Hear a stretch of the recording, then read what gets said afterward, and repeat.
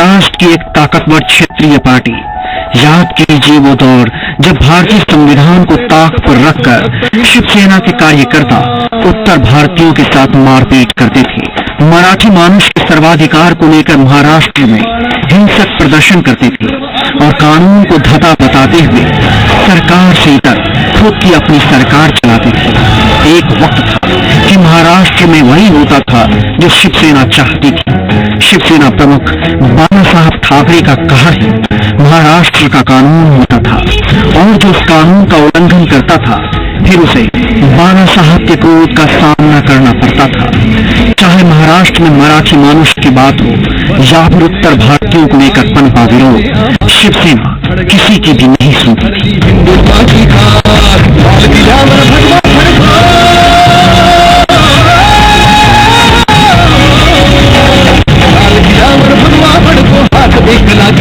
ये स्थिति तब बनती है जब राजनीतिक पार्टियों का समाज से पलायन हो जाता है।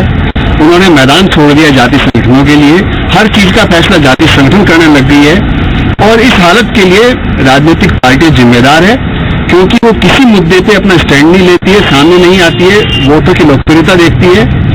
किसी भी समाज को अपनी बात कहने का हक है, पर उसका एक जायज तरीका है। अगर देश की सर्वोच्च अदालत का सम्मान नहीं होगा तो देश में अराजकता की स्थिति पैदा हो जाएगी। लोकतंत्र में जब भी विवाद होता है तो डायलॉग, संवाद होता है, परस्पर बातचीत होती है। आज के दौर का सबसे बड़ा सवाल है कि आखिर करणी सेना क्या है और क्यों इस संगठन की आवाज देश भर में गूंज रही है। करणी सेना को समझने के लिए आपको 12 साल पीछे चलना पड़ेगा। 2003 के विधानसभा चुनाव में जब राजनीतिक संगठन सामाजिक न्याय मंच की विफलता हो गई थी तो राजपूतों को आरक्षण दिलाने की मांग को लेकर दिसंबर 2006 में राजपूतों ने करणी सेना का गठन किया था। इस संगठन का नाम भी राजपूतों की देवी मां करणी के नाम पर रखा गया था। कौन है करणी सेना और क्यों बनी थी? करणी सेना का क्या है मकसद? क्या सत्ता को चुनौती देने लगी है करणी सेना? क्या करणी सेना का प्रदर्शन संवैधानिक होता है?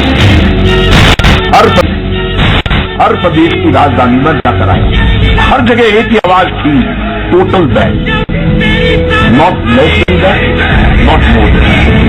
फिल्म पद्मावती के विरोध के बीच करणी सेना का नाम सबसे ज्यादा सामने आ रहा है। 2006 में अस्तित्व में आई करणी सेना के गठन की कहानी काफी पुरानी है।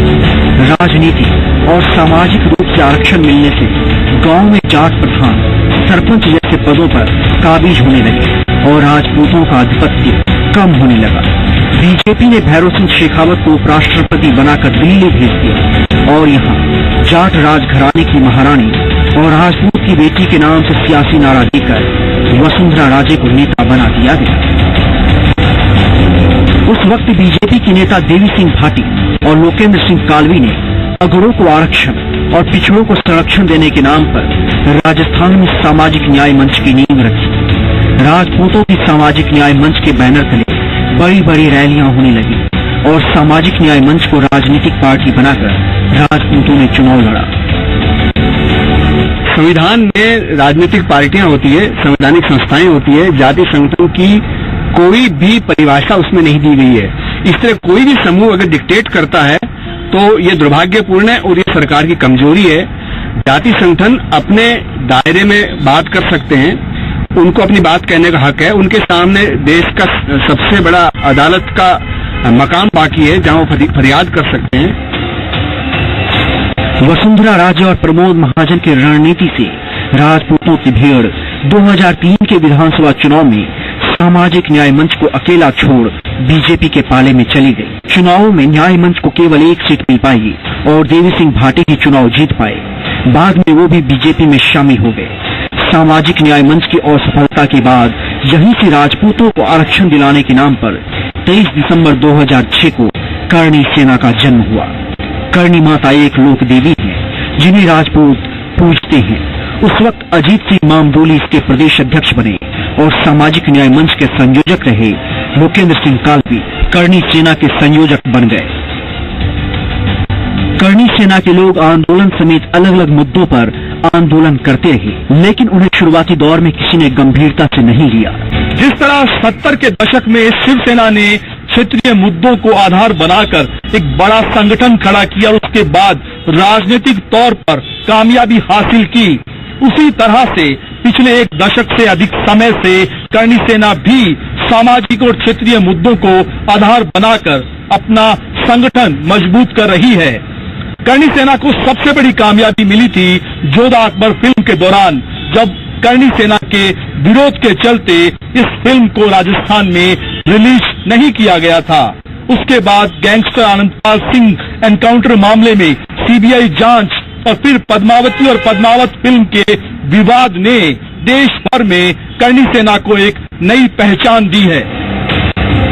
कालवी ने तो करणी सेना भंग करने का ऐलान कर दिया, मगर करणी सेना के प्रदेश अध्यक्ष अजीत सिंह मामदोली लोकेंद्र सिंह कालवी को करणी सेना से निकालकर खुद इसके नेता बन गए। उसके बाद 2010 में नई श्री राजपूत करणी सेना बनाई गई और श्याम सिंह रुआ इसके प्रदेश अध्यक्ष बने। उसके बाद अजीत सिंह मामदोली और रुआ के बीच बढ़ते विवाद को लेकर इसके अध्यक्ष श्याम प्रताप रुआ ने करणी सेना छोड़ दी। उसके बाद लोकेंद्र सिंह कालवी ने 2012 में करणी सेना का प्रदेश अध्यक्ष सुखदेव सिंह गोगा मेड़ी को बना दिया।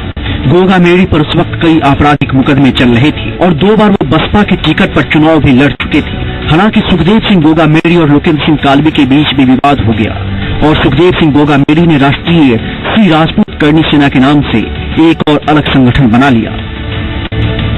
देखिए, बहुत सी संस्थाएं हैं, बहुत कुछ अलग अलग होते रहते हैं, बहुत कुछ जुड़ते रहते हैं। मैं राजपूत करणी सेना के संस्थापक के तौर पर 10 सेनाएं बनेंगी, 20 बनेंगी, 50 बनेंगी, तकलीफ तो होती ही है। और मैं तो मानता हूं समाज तय करता है राम की जय जय या रावण की जय जय। अब राजपूतों के बीच लोकप्रिय होने और राजपूतों के नेता बनने की लड़ाई तीनों करणी सेना के बीच शुरू हो गई। इसका नजारा राजस्थान के अपराधी आनंदपाल सिंह के एनकाउंटर के वक्त देखने को मिला, जब तीनों ही एक से बढ़कर एक उग्र बातें बोलकर राजपूत समाज का ध्यान खींचने की कोशिश करने लगे। अब ये संगठन अलग अलग बयानों की वजह से मीडिया में बने रहने की कोशिश करते रहते हैं। करणी सेना ने कब कब किया विरोध? साल 2008 में फिल्म जोधा अकबर का विरोध। फिल्म जोधा अकबर को प्रदेश में नहीं होने दिया गया रिलीज। एकता कपूर की सीरियल जोधा अकबर का भी विरोध। सलमान खान की फिल्म वीर को लेकर प्रदर्शन। गैंगस्टर आनंदपाल एनकाउंटर के बाद खोला मोर्चा। अब फिल्म पद्मावती को लेकर व्यापक प्रदर्शन। प्रति छाया में जो 25 तारीख की चर्चाएं कर रही है, मुझे पूरा विश्वास है 25 आएगी और जाएगी, पर पद्मावती नहीं आएगी। और उसकी छाया में, उसकी प्रति छाया में जो रिलीज करने की जो अफवाहें चल रही है, मैं बहुत स्पष्ट अभिमत रखता हूं कि अब भी समझे, अब भी हमारी भावनाओं का आदर करें। देखिए, राजनीति में प्रवेश करना एक बड़ा डिफरेंट इशू है, मैं आपको बताऊं। क्योंकि राजनीति में कभी जब अन्ना हजारे ने आंदोलन किया था और वहां से निकल करके आप पार्टी निकली, उस आंदोलन से एक आप पार्टी उसका जनक बनी, तो मैं ये मानता हूं कि राजनीतिक उद्देश्य किसी व्यक्ति के हो सकते हैं, लेकिन मैं मेरी तरफ से ये कह रहा हूं कि मेरा कोई राजनीतिक उद्देश्य नहीं है, ना मेरा कोई राजनीति से लेना देना है। करणी सेना का जहां तक सवाल है, वो करणी सेना के संस्थापक हमारे लोकेंद्र सिंह जी हैं। अगर वो राजनीति कोई पार्टी बनाना चाहेंगे, अगर कोई राजनीति में आना चाहेंगे, अगर वो कहीं पॉजिटिव संकेत होंगे तो हम उस पर बैठ के चर्चा करेंगे, वो तो बाद की बात है।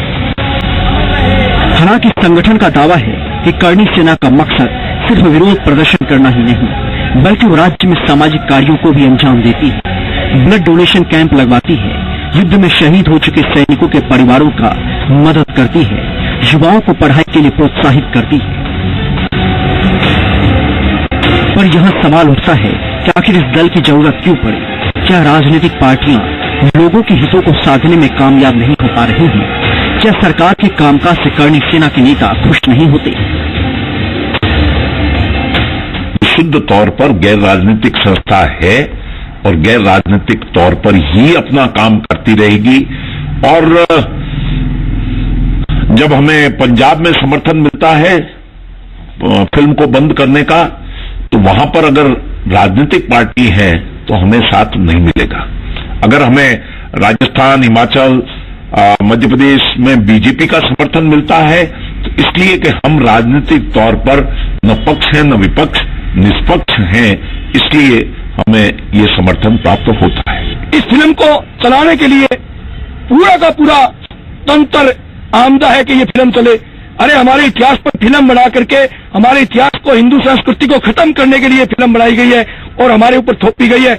हम तो इस फिल्म का विरोध कर रहे हैं। बात रही राजनीति की, तो राजनीति में आने वाला समय बताएगा। अगर इस प्रदेश के युवा, इस प्रदेश के हिंदू संगठन सब ये चाहेंगे कि हिंदूवादी तो बात करने वाले मोदी जी और आरएसएस के प्रमुख मोहन भागवत जी थे, वो पीछे हट रहे हैं, तो हो सकता है यहाँ एक नई पार्टी भी खड़ी हो सकती है। मां करनी के नाम पर बनाया गया ये संगठन अब काफी शक्तिशाली बन चुका है। हालांकि संगठन के रवैये को लेकर इसके खिलाफ सवाल उठते रहते हैं। विरोधी कहते हैं कि ये संगठन कानून अपने हाथों में ले लेता है, मगर इस बात से इनकार नहीं किया जा सकता कि संगठन ने न सिर्फ राजपूतों के बीच अपनी पैठ काफी गहरी कर ली है, बल्कि सवर्ण समाज में भी करणी सेना के समर्थकों की तादाद काफी बढ़ने लगी है। दावा तो यहाँ तक किया जाता कि 7.5 लाख से ज्यादा राजपूत युवा और अन्य सवर्ण वर्गों के युवा करणी सेना के साथ हैं। यहाँ सवाल उठता है कि क्या आगे चलकर राजपूतों की ये सेना, करणी सेना, सत्ता को चुनौती देने वाली है? क्या ये भी चुनावी मैदान में अपना किस्मत आजमाएगी? क्या करणी सेना का वर्चस्व आने वाले वक्त में और बढ़ता जाएगा?